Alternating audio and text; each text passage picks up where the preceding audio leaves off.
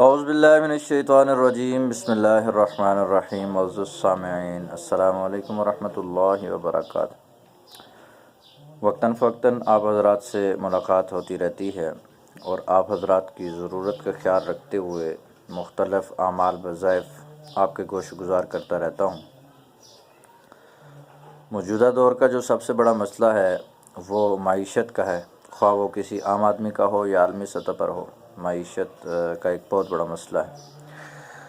اگر انسان کی معیشت اچھی ہو تو عبادت بھی اچھے طریقے سے کر سکتا ہے، اولاد کی پرورش بھی اچھے طریقے سے کر سکتا ہے اور گھر کا نظام بھی اچھے طریقے سے چلا سکتا ہے، والدین کی خدمت کر سکتا ہے، اساتذہ کی خدمت کر سکتا ہے۔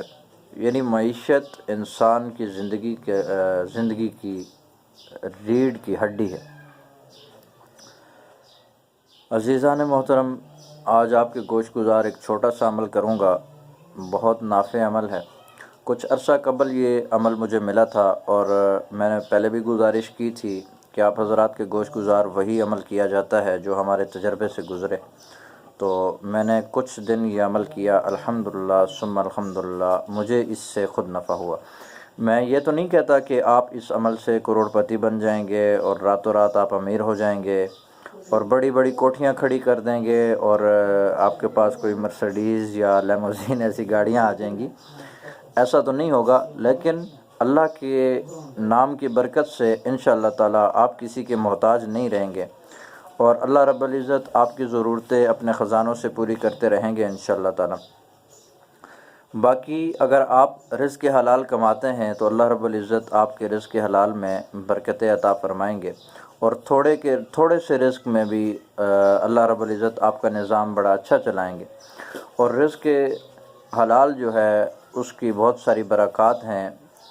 ایک تو انسان کا قلب مطمئن ہوتا ہے کہ میں نے جو رزق کمایا ہے، محنت سے کمایا، مشقت سے کمایا، وہ میرا رزق حلال کا ہے۔ انسان کا جو ضمیر ہے وہ انسان کو ملامت نہیں کرتا۔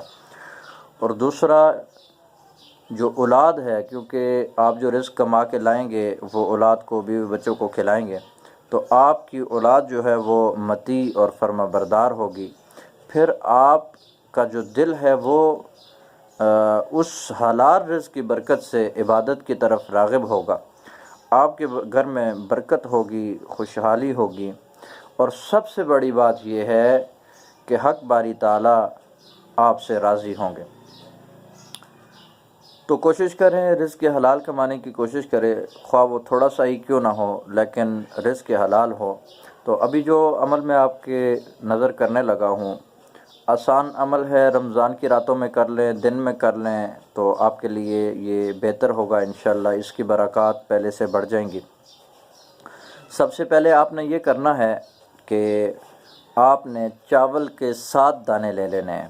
چاول کے 7 دانے، کوئی سا بھی چاول ہو اس کے 7 دانے لے لینے ہیں۔ پہلے عمل کا جو پہلا حصہ ہے وہ 3 دن کا ہے۔ 7 دانے چاول کے لے کر اس کے اوپر آپ نے درود ابراہیمی 11 بار پڑھنا ہے۔